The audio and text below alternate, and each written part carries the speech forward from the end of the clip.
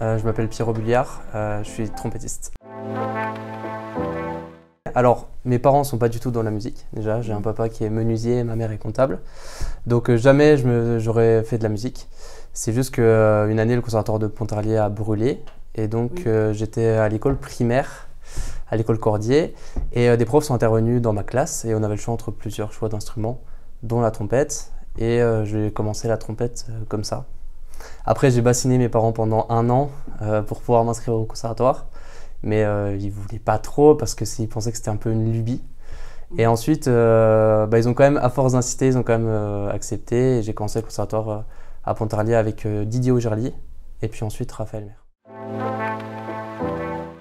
13e année, je crois, 13e ou 14e année de trompette, de pratique. J'ai fait mes premières années au conservatoire de Pontarlier, 4 ans, avec Monsieur Augerly et Raphaël Maire.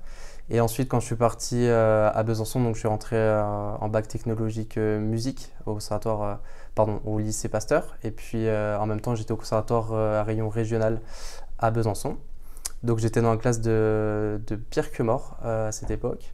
Et ensuite, donc j'ai enchaîné avec les concours quand j'ai passé mon perfectionnement, ma dernière année. Donc j'ai été ensuite à l'IESM d'Aix-en-Provence, dans la classe de Frédéric Mélardi. Donc voilà. Et aujourd'hui, j'ai passé mon DE et mon DNSPM.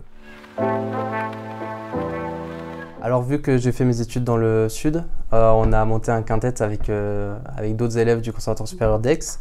Donc un quintet de cuivre, c'est 2 trompettes, un cor, un tuba et un trombone. Et donc j'ai mes collègues qui sont encore dans le cursus à l'IESM. Et donc là, je fais un petit peu encore des allers-retours entre Pontarlier et Aix-en-Provence pour les différents projets qu'on a, les concerts qu'on a. Et on espère pouvoir développer ça. Donc c'est le quintet Azalée, voilà.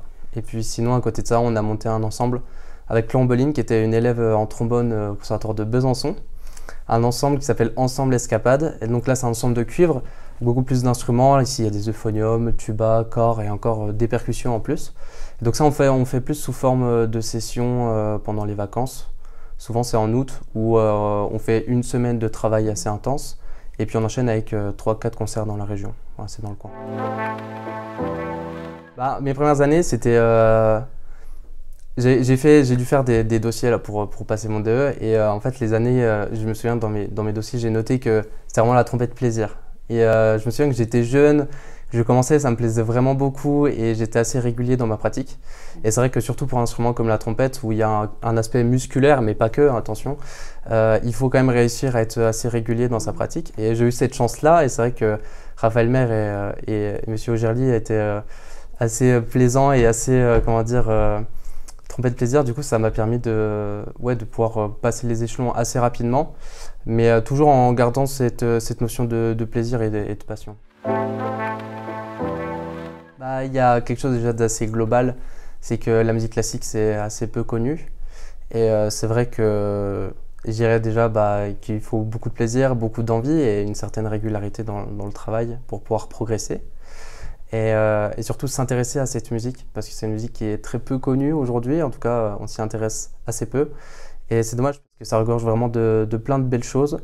Donc si on pouvait essayer d'attirer un peu plus les jeunes vers nos instruments, ce serait le top pour que les gens puissent venir nous écouter et connaître un peu plus, pouvoir partager un peu plus ma musique, ce serait l'idéal. Et aussi bien sûr qu'il n'y a pas d'âge pour pouvoir commencer et que c'est super intéressant aussi quand on pense qu'on n'a plus l'âge de pouvoir commencer, de se lancer dans un instrument parce que c'est toujours une ouverture d'esprit, c'est aussi un partage avec les gens, réussir à s'instruire sur un nouveau domaine.